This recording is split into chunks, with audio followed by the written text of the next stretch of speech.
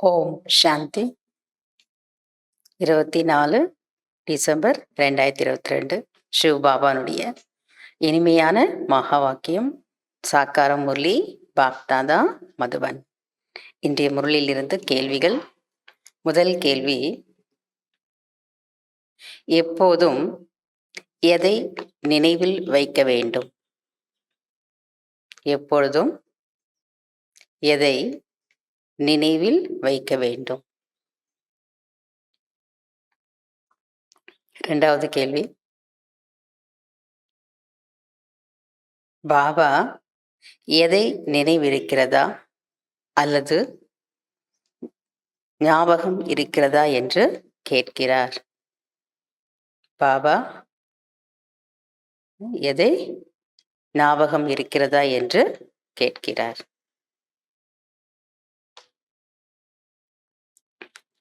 மூன்றாவது கேள்வி, குஷி ஏன் அதிகரிப்பதில்லை? குஷி ஏன் அதிகரிப்பதில்லை? நான்காவது கேள்வி, யார் மாஸ்டர் நாலேஜ்ஃபுல்? யார் மாஸ்டர் நாலேஜ்ஃபுல்? மாஸ்டர் ஞானம் நிறைந்தவர்கள்.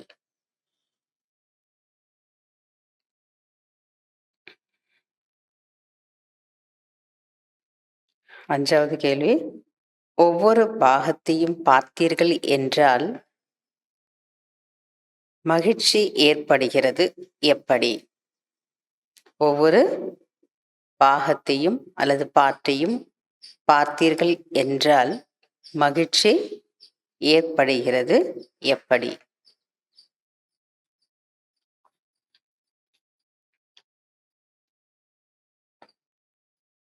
ஆறாவது கேள்வி, யாருக்கு ஒத்துழைப்பு தானாகவே கிடைக்கிறது? யாருக்கு ஒத்துழைப்பு தானாகவே கிடைக்கிறது? Fill up the blanks. First,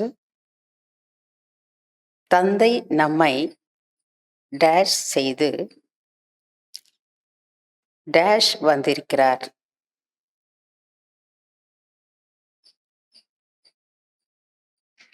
தந்தை நம்மை டேஷ் செய்து டேஷுக்கு வந்திருக்கிறார்.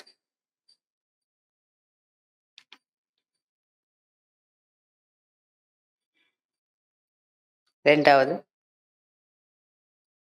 மற்ற தர்மங்களில் எந்த ஆத்மா பிரவேசம் ஆகிறதோ டேஷ் செய்யும்.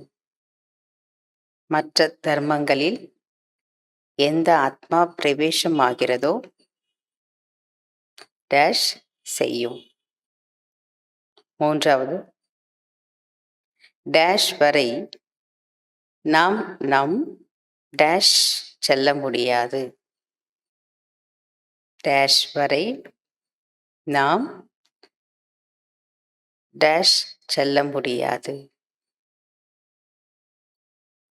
நான்காவது, ஸ்ரீமதப்படி நடப்பதால் டேஷ். ஸ்ரீமதப்படி நடப்பதால் டேஷ். அஞ்சாவது, மிகவும் அன்போடு யாருக்காவது மிகவும் அன்போடு யாருக்காவது புரிய வைத்தால் டேஷ்.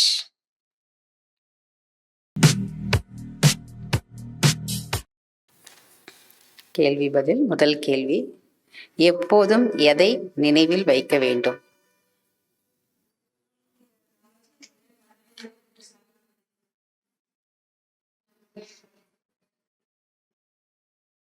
எப்போதும் எதை நினைவில் வைக்க வேண்டும்? இது நம்முடைய கடைசி 84வது பிறவி என்பது எப்பொழுதும் நினைவில் இருக்க வேண்டும்.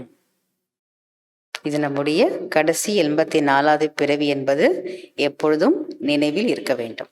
இரண்டாவது கேள்வி, பாபா எதை ஞாபகம் இருக்கிறதா என்று கேட்கிறார்.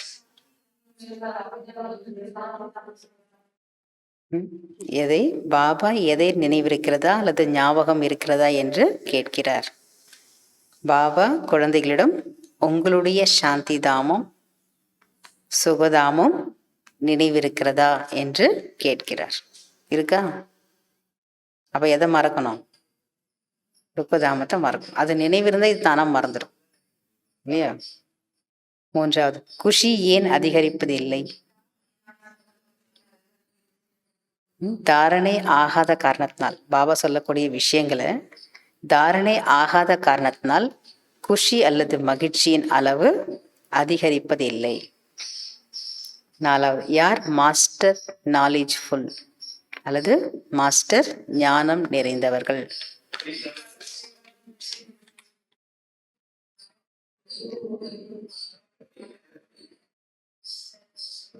திருக்காலதர்ஷி நிலையில்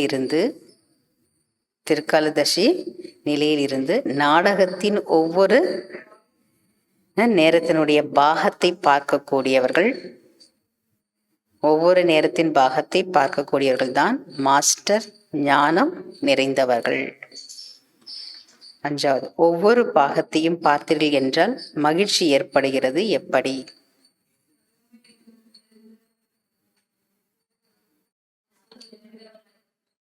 ஏனெனில் ஒவ்வொரு பாகத்தையும் பார்த்தீர்கள் என்றால் மகிழ்ச்சி ஏற்படுகிறது எப்படி? ஒவ்வொருத்தருடைய பாட்டையும் பார்க்கும்போது நமக்கு சந்தோஷம் வரும். எப்படி? ஏனென்றால் சங்கம யுகம் உயர்வான இடமாகும், டாப் மேலான ஒரு இடம். இதில் நின்று கொண்டு ஞானம் நிறைந்தவராகி ஒவ்வொரு காட்சியையும் பார்த்தீர்கள் என்றால் மகிழ்ச்சி ஏற்படும். அந்த சிருஷ்டி சக்கரத்தில் கூட சங்கமேகம் எங்கே இருக்கு? டாப் உயர்ந்த இடத்துல இருக்கு. அங்கிருந்து பாபா சொல்றார், அப்போனா உயர்ந்த ஸ்திதியில இருந்து நீங்கள் ஒவ்வொரு ஆத்மாவுடைய பாட்டையும் பார்க்கும்போது உங்களுக்கு என்ன வந்துடும்? மகிழ்ச்சி இல்லையா? அந்த பாபா சொல்றார், அந்த மாதிரி ஞானம் நிறைந்தவர்களாக மாறும்போது தான் சாட்சியாக பார்க்கும்போது உங்களுக்கு மகிழ்ச்சி ஏற்படும். நீங்கள் சும்மா பார்த்தீங்கன்னா மகிழ்ச்சி இருக்காது. ஆறாவது கேள்வி, யாருக்கு ஒத்துழைப்பு தானாகவே கிடைக்கிறது?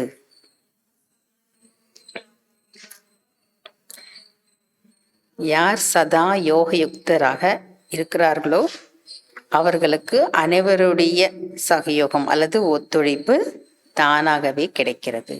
ஃபில் அப் த பிளான்ஸ். ஃபர்ஸ்ட், தந்தை நம்மை டேஷ் செய்து டேஷ் வந்திருக்கிறார்.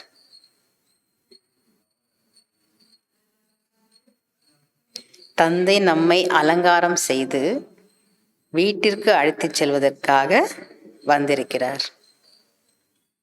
இரண்டாவது, மற்ற தர்மங்களில் எந்த ஆத்மா பிரவேசம் ஆகிறதோ டேஷ் செய்யும். மற்ற தர்மங்களில் எந்த ஆத்மா பிரவேசம் ஆகிறதோ அந்த ஆத்மாவை ஸ்தாபனை செய்யும். மூன்றாவது, டேஷ் வரை நாம் டேஷ் செல்ல முடியாது.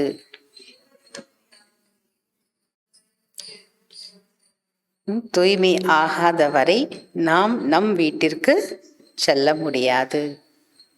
நாலாவது, ஸ்ரீமத் படி நடப்பதால் டேஷ். ஸ்ரீமதப்படி நடப்பதால் ஒரு பொழுதும் ஏமாற்றம் அடைய மாட்டார்கள். அஞ்சாவது, மிகவும் அன்போடு யாருக்காவது புரிய வைத்தால் டேஷ். மிகவும் அன்போடு யாருக்காவது ஞானத்தை பற்றி புரிய வைத்தால் நல்ல பதவி கிடைக்கும். நல்ல பதவி கிடைக்கும். அச்சா, ஓம் சாந்தி. தேங்க்யூ பாபா.